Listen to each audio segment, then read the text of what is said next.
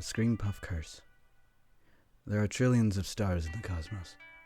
Each of those stars are their own little universe that is identical, yet very different. And one realm may be even exactly as yours, except a particular stray cat becomes an unruly beast. This may not change the realm very much at all, save a few subtle differences. However, with such a catastrophic shatter event, it is bound to alter the realm irrevocably. That is the beauty of it all, though. Similar, yet different. Like cream puffs. While they are all made the same way, they don't always come out as expected. Sometimes they have a hard cookie crust. Other times they are overstuffed and the cream spills out from the sides. And sometimes they even come out of the oven burnt. I have come to call some of these cream puffs anomalies, because no matter what realm they exist in, they prevail and dominate. Do not be mistaken, this doesn't mean they find the same path no matter what realm it is, but more that their fundamental core remains intact, even if their flaky crust may have been altered from the bombardment of shatters. One such anomaly is a kind and compassionate cat maid by the name of Mui.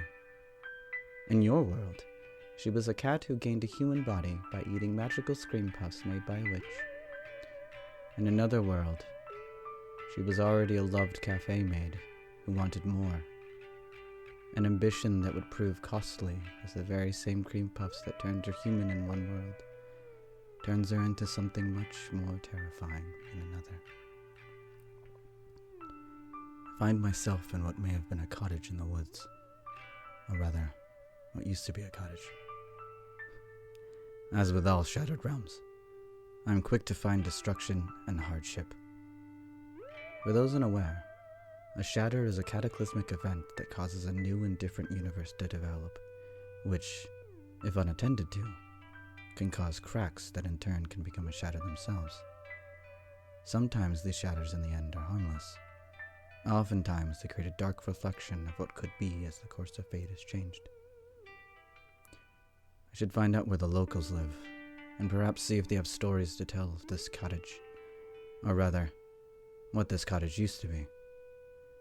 I find a ravaged path and follow it to a village. As I leave the cottage in the forest, I hear cries of something unsettling. I could not quite make them out to tell if they were from man or beast, nor could I determine if it was that of rage or that of sadness. I continue along the path until I reach the village. How quaint. It seems that this is a little bit of a fantastical place. I see in the distance the larger city that looms in the distance. It is overshadowed by the bright lights of a neighboring metropolis. As I walk through the village, I see that everyone has a somber aura about them. This doesn't bode well. Whatever happened here, whatever the shatter is, seems to be causing great pain. While the townspeople seemed to be in a depressed state, their village did not seem to be harmed. Everything seemed to be intact and running as it should. That is, until I come across a condemned building in the center of town. An old cafe that has seen better days. The paint on the walls fading away as it was left to the elements. What happened here? It is then that an old lady speaks to me in a defeated tone. You must not be from around here. If you wish to hear the tale of what happened here, then you best find time for a long tale of sorts. I look around as the townspeople from time to time look up from their depressed state to glance at me. I have nothing but time, and seeing as you're the only one that is willing to speak with me, I have all the time for you to tell me that tale. With a wave of her hand, the heavy wood planks vanished as the door to the cafe was laid bare. She walked into the decrepit cafe and motioned for me to follow. I followed her in and sat at one of the few tables that were intact. She conjured up some tea and biscuits as she began to speak. So, you're wondering what caused such a dark cloud over the small village like ours when we're so close to a booming metropolis. Where should I start? I take a sip from the tea. It's a divine taste that still comes off as artificial because of the magic. As a nurse's seraph, I'm beyond the comprehension of magic, so typically its charms do not work on me. From the beginning, perhaps. The old witch strained to use what little magic she had left to paint me a picture of the happy village. Before the dark times. Many moons ago, this village, small as it was lively and vibrant, with many visiting from far and wide. Many just to come see the Magical Cat Cafe and its lovely host, Millie. And the town was happy as it was always filled with excitement. Millie brought such life to this old village that even though she knew that there could be more, she was happy simply with what she had. I watched as a swirl of colors suddenly turned to dark clouds and shadows. It showed Amui in tears as she saw that her little cafe began to lose patrons to a much bigger cafe in the city. Would not last though, as someone in the city opened their own cat cafe. Soon, not so many came from far and wide to visit the Magical Cat Cafe and its lovely host Millie. Millie fell into a deep state of sadness and self-doubt. If she couldn't bring patrons to the cafe, soon there would be no business in the village. Millie could no longer see that everything she needed was still in the village, even if there weren't as many visitors as before. The scene changes to that of Muley, looking at a plate of what appeared to be magical cream puffs. It did not matter though. Millie had lost hope. Her once happy life was uprooted, and she had to do something to get it back. She would need more magic cream puffs. Quickly, the scene turned to a determined Muley at the edge of town. She went into the forest, to the cottage I had first come across when I entered this universe. The cottage Muley went to, however, was not the one I had seen. The cottage was vibrant and almost glowed, as all manner of magical things floated around it. The next scene was Muley opening the door to the cottage as she looked around to be sure no one was around. This was the source of her magic. Stolen cream puffs from a witch in the woods. The next scene is Muley being caught by the Witch of the Woods. This time though, Millie would not be able to walk away as she did the first time. The first time the witch saw her as an innocent cat that ate her fearless cream puffs. This time the witch saw a scared little girl that was desperate to get a life she had back, even if it meant risking something much worse happening. The final scene. Muley devoured every last Screampuff that was in that cottage, in hopes that the magic would allow her to escape. In a way, it did. It was too late. She had eaten every last crumb of those cream puffs, and it transformed her into a dark shadow that was eating away from her inside. She pleaded with the witch to make it stop, but the witch knew that there was nothing that could be done to reverse the curse. I finished my tea and biscuit as I stood up from the table. This Muley, like the rest, was granted the wish of becoming a cat made from the power of the Screampuffs. However, unlike other Muley, such as Muley Prime, it eventually wouldn't be enough. In her quest to become an idol, she became a monster. So the cries I heard from the forest before Are the cries of the Screampuff beast, a tale that every villager has their own version of, but it always ends the same.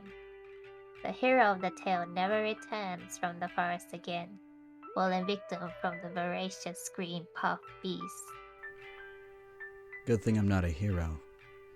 As I leave the decrepit building, I make my way back to the forest. I'm stopped by a villager with various scratches and other scars on him. You'll never get her back, you know. The Screampuff beast has devoured hundreds that have dared try to hunt her. Her cries are what keep children from going outside at night. You have nothing to prove here, stranger. We have come to terms with our fate, with our grief. You can't save someone who can't see the fault in their own heart. Just leave them be. They don't want help. They want things to go back the way they were, when they were idolized and praised. All you're doing is hurting them, and that'll lead them back here to do more damage than they've already done. If you walk into that forest, then don't expect to come back. I continued walking as the words of the villager cut through my mind.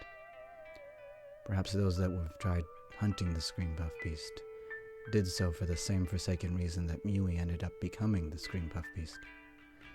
Perhaps the reason she devours hundreds is because they are only looking for glory. The first one to slay the Screampuff beast.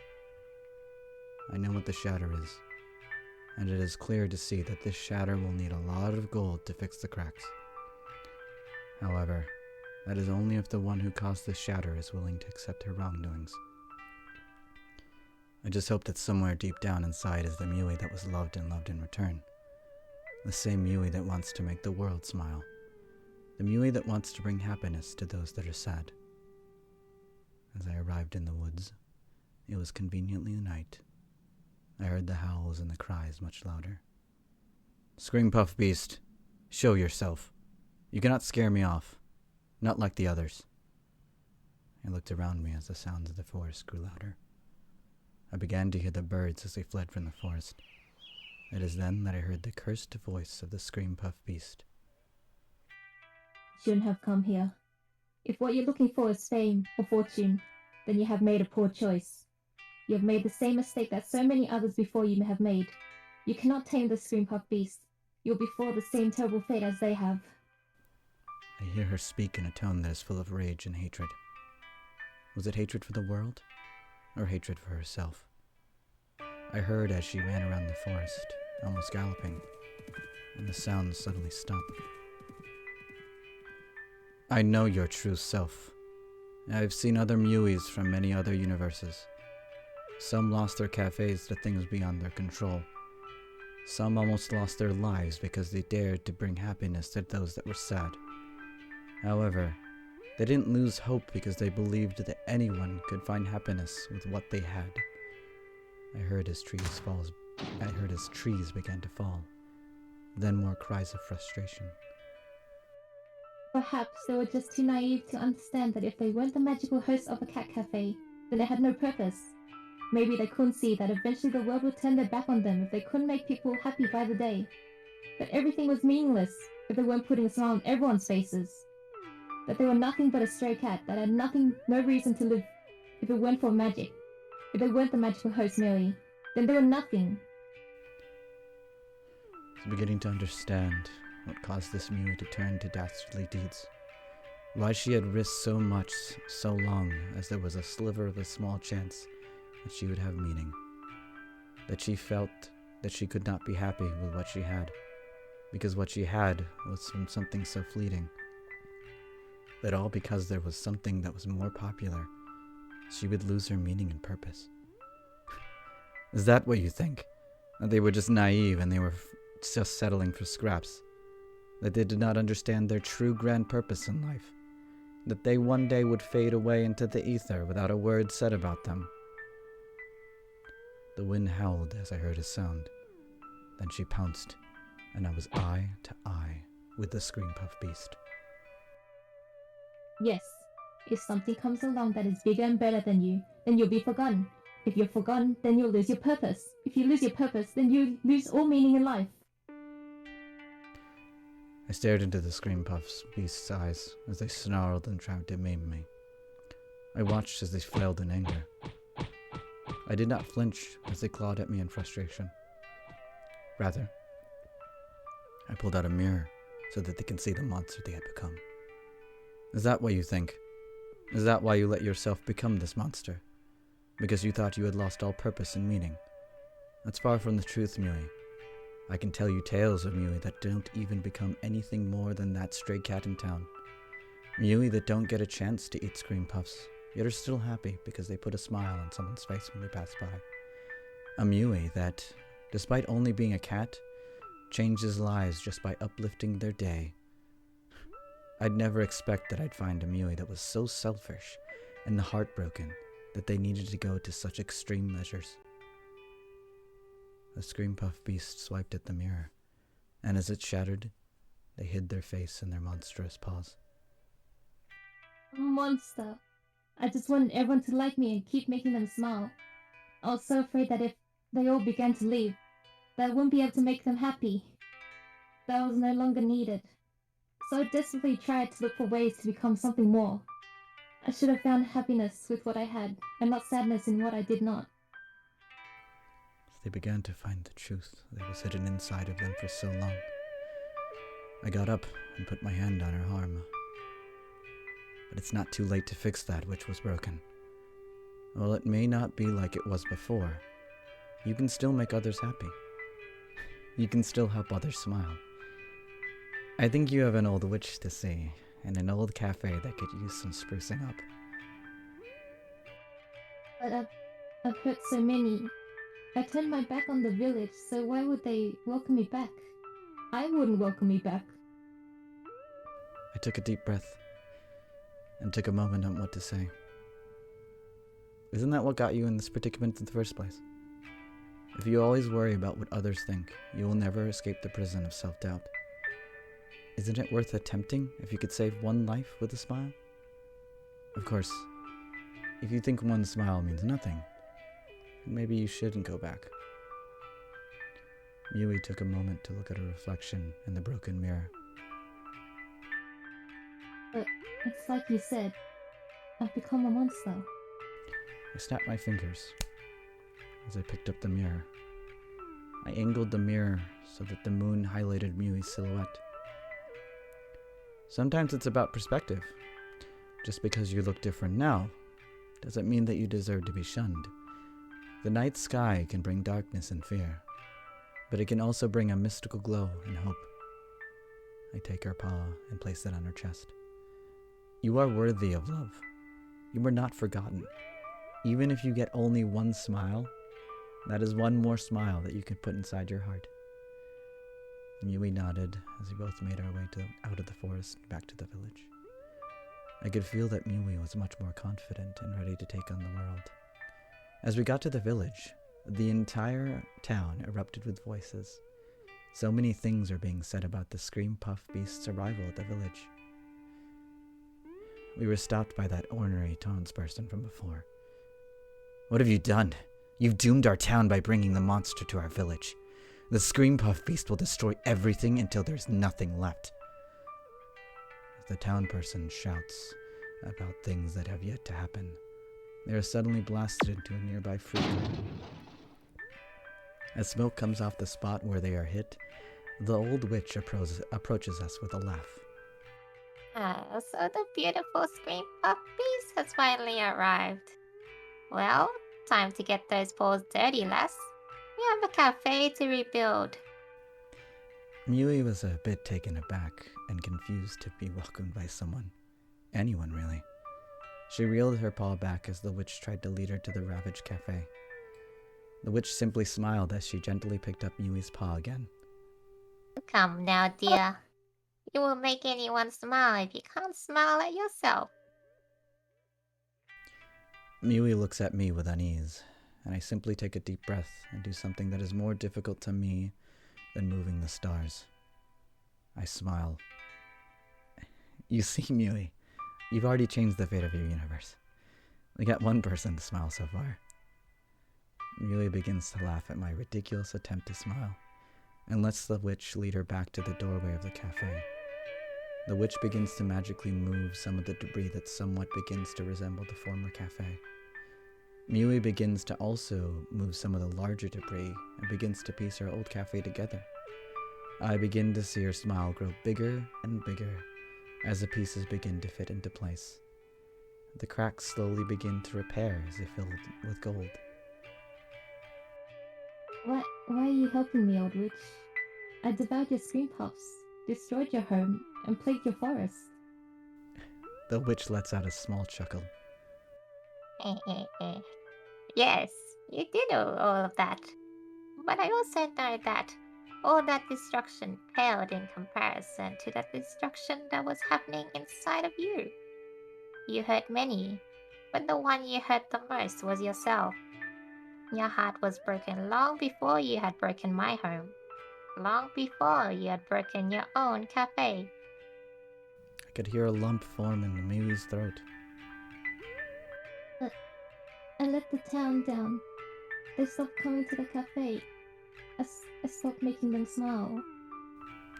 I interjected as soon as she said that she stopped making them smile. You never let the town down. You never stopped making them smile. Some may have frequented the cafe less, and that allowed a dark voice to creep in and corrupt your mind. You're right. I will work extra hard to make them smile again. And so, the Screampuff beast with reinvigorated energy rebuilt the Mui-made cafe.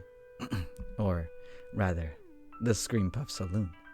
I snapped my fingers, and hundreds of flyers fell from the sky that said, "Grand opening of Screampuff Saloon today. Stop by and be delighted by the Screampuff beast." Sometimes interfering kindled a smile on my face.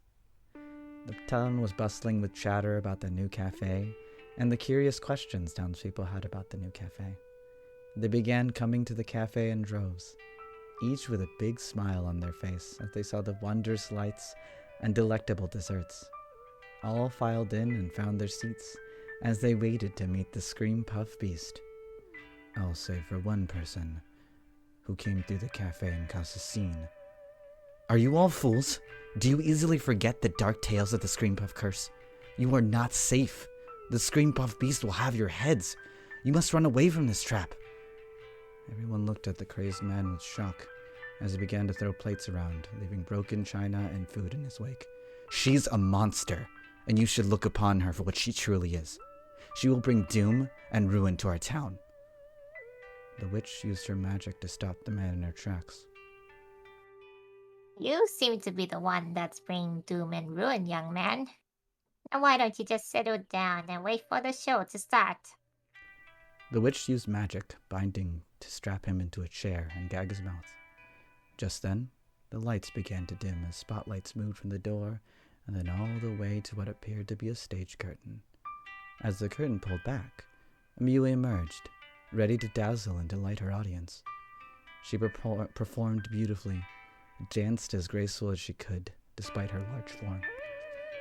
Once her performance was finished, the entire cafe erupted with applause of the entire town. I couldn't help but join in on the applause. Would you look at that? Screampuff beast, you have put a smile on everyone's face. I told you that you didn't let the town down. Now go on and take your bow. Mui gave her best curtsy that she could in her new Screampuff burst form, as the crowd's applause began to die down. Thank you, everyone. Thank you so much. It means a lot to me to see everyone smiling and enjoying themselves. I'm sorry that I caused any trouble for the town. I'm sorry that I frowned when you were still smiling. I know now that this was wrong. I'll continue to smile, even if there's only one of you still smiling.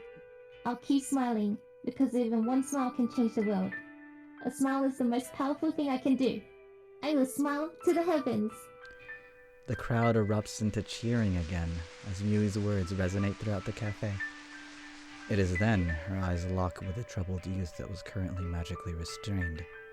She couldn't recognize his scars, but it was as if something sparked inside of her heart and unlocked something in her memories. She knew this man. Oh, I know you. You abandoned me. The youth was still fuming as he began to breathe heavily. The witch looked at Mui and then the brash young boy. The witch released the boy from his restraints, and he began to scream, "I abandoned you? I don't even know what you're talking about, monster!" The witch conjured up a cane and pointed at the boy's chest to halt his advance. Young boy, did you have a cat in your past? The boy clenched his fist as he was still seething with rage. "Don't pretend you know me, you old witch. I don't have to answer anything you ask." The witch tapped the boy's chest with her cane and flourished it above his head. A scene played out in the magic dust. A scene of a young boy opening a box, only for a sweet little kitten to jump out. A sweet little kitten that had smiled as big as it could. "What kind of trick is your witchcraft casting?" This is no trick, boy. This is your memories. Memories you wish to keep hidden from all, including yourself. You may try and hide them, or try to make them go away, but the past will always haunt you. Another scene played out, as the kitten was shown being kicked by a mean and cruel boy. The kitten was left abandoned on the street, forced to find her own way, her own path. No, don't believe this witch's tricks. This is false memories. She's trying to fool you into loving the Screampuff beast so that it can devour you. Look away. The boy begins to wave away the magic dust, as if that would make the past disappear. We must slay the monster, the Screampuff beast.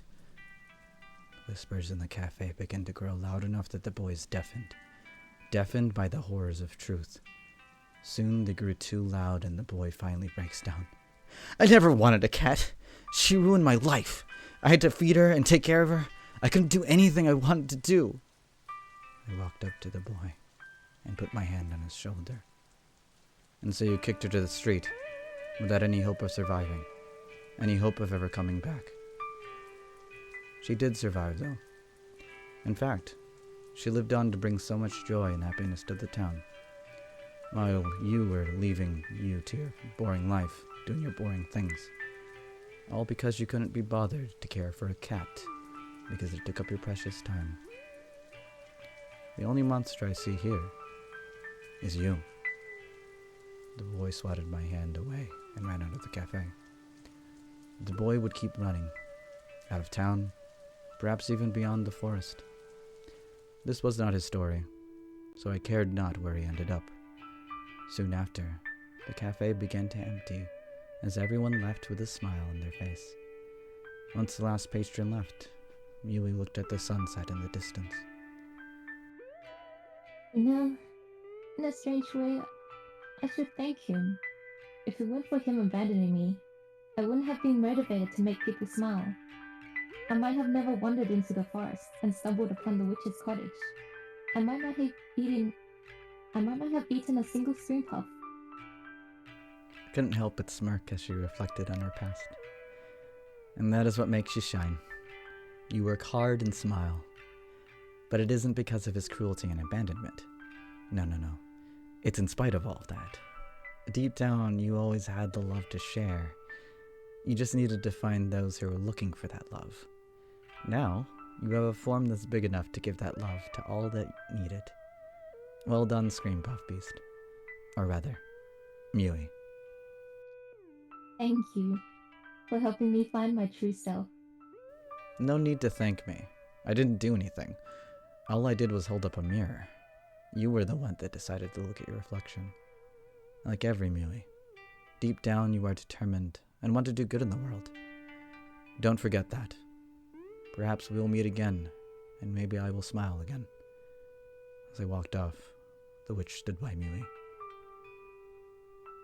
It's not every day that you make a Uraserf come to visit. You officially have the most popping cafe in all of the multiverse. You were able to get the attention of Uraserf, and even more amazing, you got him to smile. Be proud of your work. I'm glad I made him smile. It seems like it's something that's hard for him to do. I hope that I do it again for him soon. And with that, a simple smile that shines like gold was all that was needed to repair the shatter. Thus ends the Screampuff curse.